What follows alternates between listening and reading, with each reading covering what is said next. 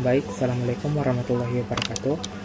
Kami dari kelompok 6 akan membahas mengenai kedaulatan rakyat berdasarkan kolektivitas yang bersifat desentralistik. Adapun anggota dari kelompok 6 itu sendiri, yakni yang pertama Amadari Amelia, yang kedua Frenzy Arinanti Tangki, yang ketiga Lini Yuniartumi, yang keempat saya sendiri Muhammad Farhan Halik, dan yang kelima Rangga Putra Saldi. Ini saya akan menjelaskan mengenai demokrasi. Jadi demokrasi berasal dari bahasa Yunani, yaitu demos yang berarti rakyat dan kratein yang berarti kekuasaan atau pemerintahan. Jadi dalam hal ini yang dimaksud dengan demokrasi adalah kekuasaan di tangan rakyat, atau yang lebih kita kenal sebagai pemerintahan dari rakyat, oleh rakyat, dan untuk rakyat. Istilah demokrasi pertama kali dipakai di Yunani kuno, khususnya di kota Athena. Demokrasi merupakan seperangkat ide dan prinsip tentang kebebasan dan kesetaraan hak yang harus dimiliki oleh setiap masyarakat, tetapi juga terdiri dari serangkaian praktik dan prosedur yang telah dibentuk melalui sejarah. Pengakuan resmi bahwa Indonesia adalah negara demokrasi terdapat pada Undang-Undang Dasar 1945 Pasal 1 Ayat 2 yang berbunyi kedaulatan berada di tangan rakyat dan dilaksanakan menurut Undang-Undang Dasar. Dan pengakuan yang kedua terdapat dalam Pancasila Silah keempat yang berbunyi kerakyatan yang dipimpin oleh hikmat kebijaksanaan dalam permusyawaratan perwakilan. Selanjutnya saya akan menjelaskan mengenai demokrasi Indonesia menurut Bung Hatta. Jadi menurut Bung Hatta, demokrasi Indonesia adalah kedaulatan rakyat berdasarkan kolektivitas yang bersifat desentralistik. Maksudnya adalah kehidupan rakyat Indonesia selalu dipenuhi rasa bersama atau kolektivitas. Di dalam segala urusan, rakyat Indonesia selalu menyelesaikan secara bersama-sama dan saling tolong-menolong. Inilah dasar persekutuan asli Indonesia, yaitu kolektivitas. Tetapi bukan kolektivitas yang bersifat sentralistik, melainkan kolektivitas yang bersifat desentralistik, yakni tiap-tiap bagian berhak menentukan nasibnya sendiri.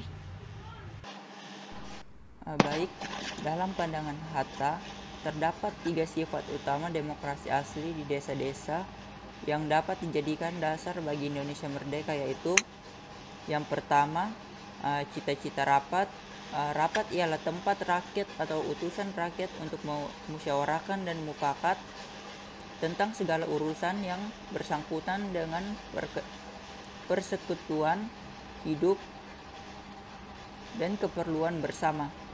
Di sini tampaklah dasar demokrasi, yakni adanya pemerintahan rakyat.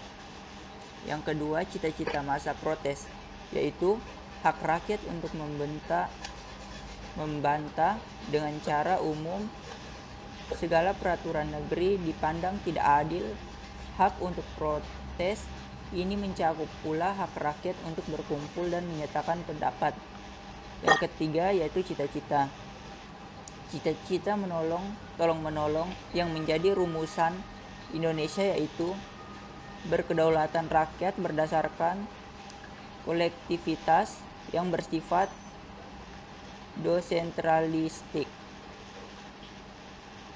Yang berikutnya, pelaksanaan atau nilai demokrasi pada kearifan lokal suku bangsa dan agama di Indonesia, yaitu yang pertama, kearifan lokal suku bangsa di Indonesia. Kearifan lokal dipandang penting untuk digali karena sebagai bahan dasar yang tersimpan dalam budaya masyarakat adat daerah. Potensi ini perlu digali dan dapat dikembangkan untuk menumbuhkan jati diri, keyakinan pada nilai-nilai budaya, sikap toleransi, kemandirian, dan tanggung jawab.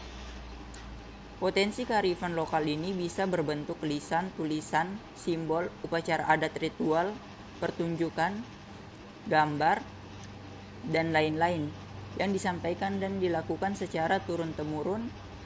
Nilai-nilai kearifan lokal dikhawatirkan hilang atau mengalami kepunahan apabila tidak digali dan diwariskan oleh suatu generasi kepada generasi berikutnya atau pelanjutnya.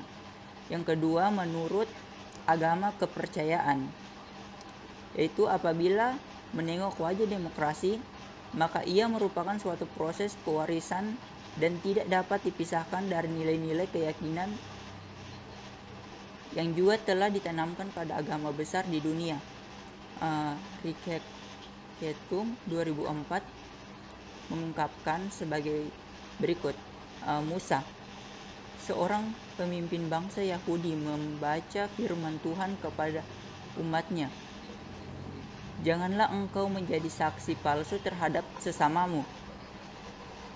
Berdasarkan beberapa contoh yang telah dikemukakan di atas, menggambarkan betapa nilai-nilai keyakinan agama telah mengajarkan prinsip demokrasi.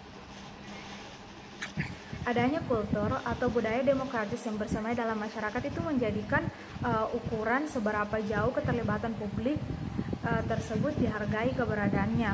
Demokrasi tidak akan tumbuh dalam sebuah masyarakat yang tidak memiliki kultur demokrasi, sedangkan Ronald Ingalls meyakinkan bahwa kultur demokrasi itu sangat erat kaitannya dengan sikap saling percaya atau interpersonal trust antar warga negara yang diyakini menjadi pendorong yang cukup kuat ke arah demokrasi. Oleh karena itu, elemen penting dalam budaya demokratis yaitu keterbukaan, kebebasan, persamaan, dan keadilan, serta tanggung jawab sosial yang seharusnya memainkan peran penting dalam kehidupan berpolitik bangsa, tidak terpasung dan beku. Didasarkan perbatasannya, persyaratan dan kriteria perihal demokrasi yaitu memakai kehidupan berdemokrasi akan terbangun dan terwujud apabila warga negara atau rakyat dapat memahami prinsip demokrasi tersebut di atas dan dapat melaksanakan secara konsisten sesuai dengan tata krama politik yang telah kita sepakati.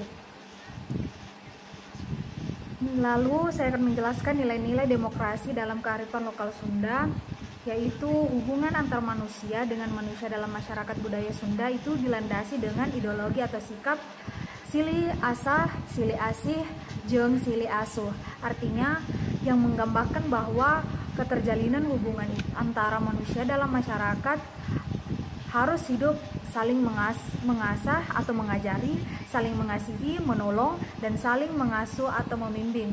Berkenaan dengan hubungan antar manusia dengan sesama manusia, diungkapkan beberapa nilai yaitu dalam bahasa Sunda seperti kawas, gula jeung pecut, yaitu artinya seperti gula dengan nira yang matang, ulah rubu-rubu gedang, jangan rebah seperti pepaya. Hubungan antar manusia dalam komunitas sosial harus tercermin kawas gula jeung pecut, ya artinya harus hidup rukun, saling menyayangi, tidak pernah berselisih, pandai menghargai dan menghormati orang lain, karena perilaku dalam pergaulan masyarakat harus menyadari dan memahami maksud dan tujuannya. Hidup tidak terbawa arus, tetapi harus berpegang pada prinsip nilai-nilai yang baik dan jujur. Ciri masyarakat demokratis berpegang pada nilai-nilai atau prinsip demokrasi. Nilai-nilai yang dikembangkan sejalan dengan prinsip demokrasi yaitu keterbukaan, toleransi, menghormati perbedaan, kebebasan, keadilan, dan kesetaraan, dan pemikiran kritis. Lalu beberapa teladan yang menjadikan demokrasi dianggap penting yaitu yang telah menjadikan sebagai cita-cita yang diidam-idamkan. Contohnya oleh Richard Kacam yang dikutip pada tahun 2004, yaitu dalam sebuah negara yang benar-benar demokrasi, ikatan kekeluargaan kuno tradisional tidak dilanggar. Jika ia memilih, ia berteman dengan tetangganya tanpa rasa cemas ataupun curiga. Selanjutnya, saya akan menjelaskan mengenai prinsip atau nilai demokrasi didasarkan pada kearifan budaya Sunda. Dalam pemerintahan demokratis, menjunjung tinggi nilai kebersamaan, kegotong royongan, seperti mendirikan organisasi, baik organisasi politik maupun organisasi kemasyarakatan. Contoh dalam pemerintahan yaitu mendirikan partai politik untuk menyelenggarakan pemilu. Dalam ungkapan Sunda, digambarkan dengan pernyataan kudu paheyu-heyu langiun paantai-antai panangan. Artinya bahwa dalam hidup bersama atau organisasi harus saling bekerja sama atau dapat membangun kemitraan yang kuat. Selanjutnya, mengenai permasalahan dalam demokrasi, presiden tidak cukup kuat untuk menjalankan kebijakannya. Yang kedua, mementingkan kuantitas daripada kualitas. Yang ketiga, banyak ancaman separatisme. Baik, saya akan menjelaskan mengenai solusi dari permasalahan demokrasi. Adapun prinsip musyawarah mufakat merupakan tradisi leluhur yang perlu terus dipegang demi menjaga bangsa ini. Sebab kita tahu sebagaimana bangsa ini majemuk, di mana masyarakat kita ini terdiri dari berbagai macam suku, agama, ras, dan memiliki identitas, ciri, karakter, dan keinginan dan kepentingan yang berbeda-beda. Tak jarang pula perbedaan-perbedaan tersebut memunculkan adanya gesekan dan konflik di masyarakat. Disinilah pentingnya prinsip musyawarah mufakat. Terlihat yakni bahwa sebagai jalan untuk menyelesaikan pertentangan tersebut agar terciptanya situasi yang aman dan damai. Mungkin cukup sekian yang dapat kelompok kami bahas. Kurang dan lebihnya mohon dimaafkan. Terima kasih. Assalamualaikum warahmatullahi wabarakatuh.